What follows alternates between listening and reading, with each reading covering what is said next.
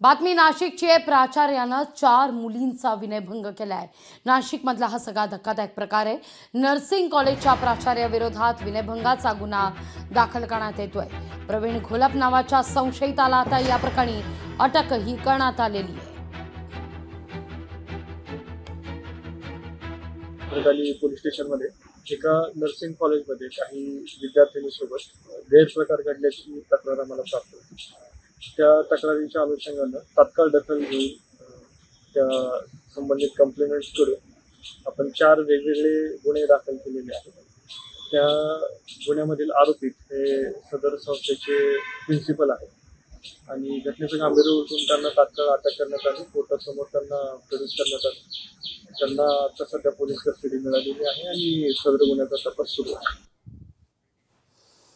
नाशिकमधला हा सगळा संतापजनक प्रकार आपण पाहतोय। अधिक माहिती घेतोय आपले प्रतिनिधी महेश महाले यांच्याकडून। महेश, विनयभंगाचा प्राचार्याविरोधात गुन्हा दाखल होताच प्रवीण घोलप नावाच्या संशयिताला आता पोलिसांनी अटक केलेली आहे। तपास सुरू झालेला आहे। पण अर्थात या सगळ्या घटनेनंतर मुलींच्या या सुरक्षेसंदर्भात, महिलांच्या सुरक्षेसंदर्भात अतिशय चिंता व्यक्त केली जाते।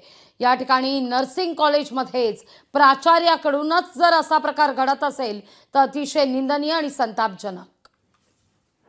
निश्चितच लागू। खरं तर महिला अत्याचाराच्या रोजच राज्यात संख्या वाढत असताना आता मुलींच्या सुरक्षेची जबाबदारी देखील घेण्याची वेळ जी आली आहे ती आली आहे। आपल्याला बघायला पाहिजे का नाशिकमध्ये शिक्षक आणि विद्यार्थ्याच्या नात्याला काळीमा फासणारी ही धक्कादायक घटना जी आहे ती उघडकीस आलेली। शहरातील एका नामांकित नर्सिंग कॉलेज मधील जो प्राचार्य आहे त्याच्या विरोधात खरं तर भद्रकाली पोलीस ठाण्यामध्ये आता गुन्हा दाखल करण्यात आलेला आहे। 4 विद्यार्थ्यांनी विनयभंगाची जी तक्रार आहे ती त्यांच्या विरोधात दिलेली आणि भद्रकाली पोलिसांनी संशयित प्रवीण घोलप असा जे प्राचार्य आहेत त्यांना आता ताब्यात घेतलेला आहे। पुढील कारवाई जी आहे ती पोलिसांकडून केली जात आहे। मात्र पुन्हा एकदा खरं तर मुलींच्या सुरक्षेचा जो मुद्दा आहे तो पुन्हा एकदा ऐरणीवर आल्याचं आपल्याला या घटनेमधून खरं तर दिसून येतोय।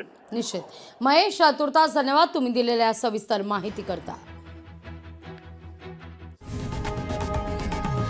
लोकशाही मराठी ऐका, पहा, जागरूक रहा।